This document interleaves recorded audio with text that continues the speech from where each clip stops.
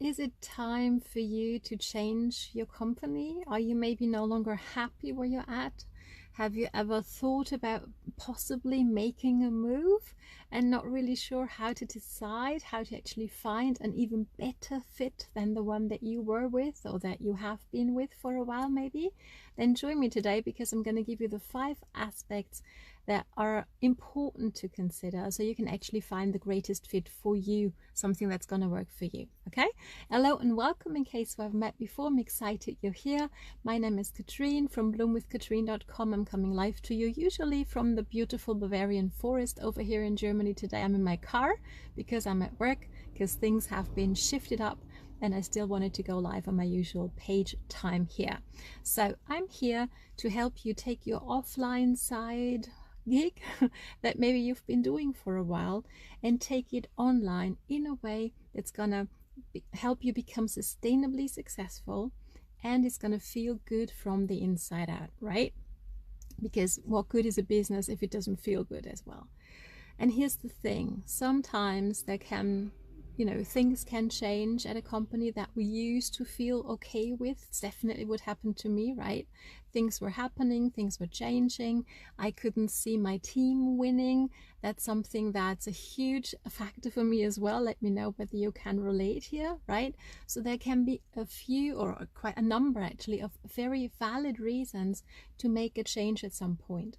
And now what might we consider important to actually make sure that maybe the next company we move to is going to be a great fit? And here's a few a little bit of a food for thought maybe, because if you're anything like me, you love the products, you love the company, you love the people there, and why on earth would we make a move? Well, maybe some things changed within the company, maybe within the compensation plan. Things happen all the time, right? Maybe, I don't know, I had a chat with a beautiful lady the other day, and she shared with me, her upline trained them for like 21 days, right? In a Facebook group, and that was all the training they received, and then they're, sent off on their own into the world of social media. That's not quite a long enough time, I would consider, that people need holding hands, especially in the beginning, right? So we get started on the right way on social media, right? And then all the upline would do for them as a follow-up was like, until the 20th of the month, giving them a call to make sure that they make the volume that she needs to keep her rank or to rank advance. So that's not really the team culture and the and also the leadership that I would consider worthwhile, right? Because these ladies, they all deserve so much better. So in case that's maybe where you're at, please know that this is a profession. Networking is a profession like any other. I'm a high-level corporate assistant, and I can choose. I have chosen in the past to change companies, and there's, it's okay to do that. Actually, I think it's like 1 out of 9 networkers actually change companies 7 times until they find their forever home, right? And even then things can change, and I think it's important for us to understand that this is a profession. It's a very, very worthwhile profession, a very special profession, but that is what it is, and we can choose to do that with whomever we choose. So now, and I am building a team as well. So if you are in between companies, if you've been networking for a while, then you stop, maybe you're looking at it again now with all that's going on, please feel free to reach out. I'd love to hop on a video call with you so I can share how we do things on my team, so you can see whether that's the best possible fit for you. I'd be delighted to help you on your journey. So, but here's the 5 aspects I would recommend you take a look before you make a move, so you can make sure that it's going to be the best possible fit for you. Okay, so here's number 1. Obviously the products, right? We need to love them, we need to use them, we need to be convinced of their high quality and that they actually can make a difference in people's lives, right? At least that's important to me. Let me know your thoughts on this. So number 1 is products. I like them to be something original, kind of in their own category, if that makes sense, right? So you don't get them anywhere else but from people like us, right? That's number 1. To me, I prefer to have a product that's consumable.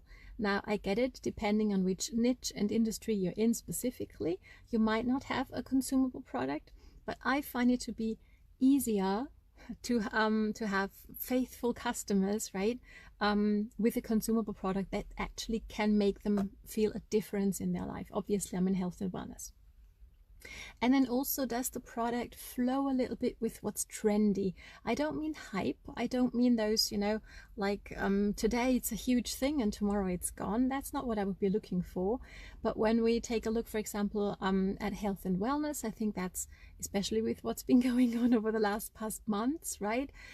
Everybody all over the world, we're getting more and more aware of how important it is to give our body all we need. So whether that's keto dieting, whether that's supplementation, whether that's CBD, whatever that might look like, right? People are more and more aware of that. So to me, a product that goes with a trend, right? And depending on your niche, it might be a different trend. But I hope this makes sense. Just take a look at the products. Is it something that's going to answer people's needs in the here and now? Number two to look at, obviously, is the company, right? Make sure it's a sustainable company. It's been around for longer than 5 years, because usually they say it takes 5 years to actually know whether a company is going to make it or not. So timing is very important, but I would always prefer to have a company that's on the rise and that's been around for a while already. Okay, please also do your research whether there's lawsuits going on and what the cash flow situation is. That's very important aspects as well. Number three to take a look at for me would be the compensation plan. And now a mentor of mine shared a story that really gave me the goosebumps, because she was talking to a high performer in a different company, and they were comparing compensation plans. And that lady, she'd made several $1 million a year, and she didn't even earn 5% of that, right? That's not to criticize, not to judge. It's just the way that this company set up their compensation plan, so that most of the revenue, it's just designed that most of that revenue actually goes up to the higher ranks. So that's just something to take a look at and to be aware of. Also, whether you have a uni-level plan or a binary plan, right? There's so many different things. So just do your research on that one as well.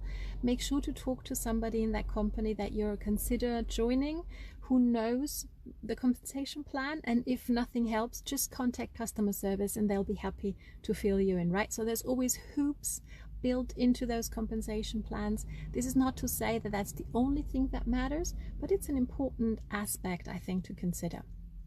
Okay, so maybe some hoops might be as well that you're personally enrolled, need to make a certain volume or need to hit certain ranks for you to rank advance as well, right? And these can make sense. Absolutely. I'm not here to judge. I'm just inviting you to take a look at the compensation plan so you know before you get into what you actually get into. Okay, that makes sense. Let me know.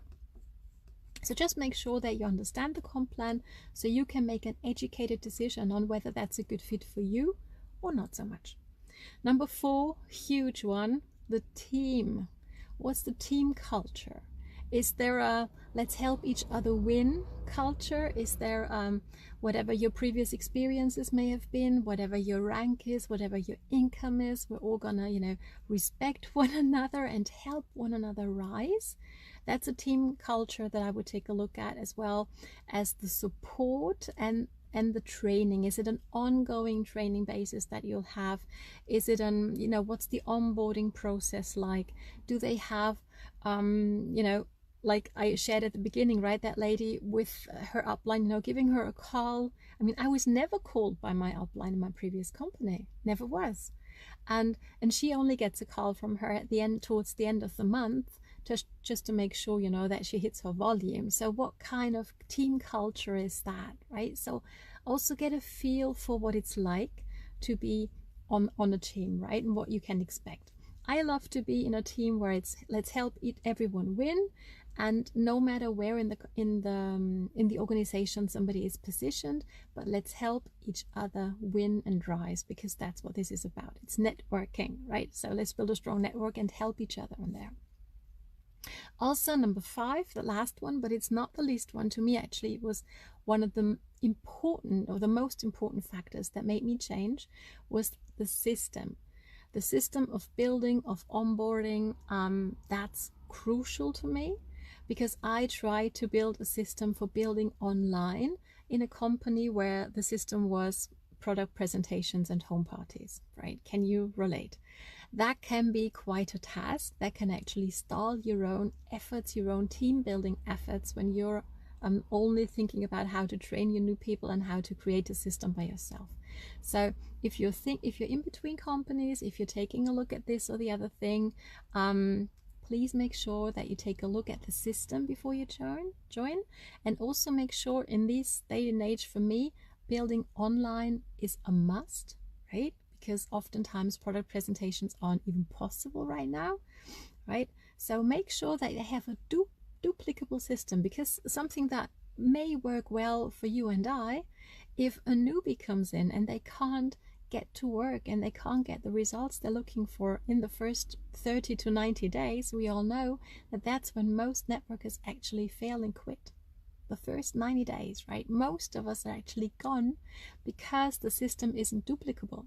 So that's very important as well. So make sure that you have an online, for me, it was having an online system that can work for a newbie with zero experience and get them results within the first 30 to 90 days. Okay?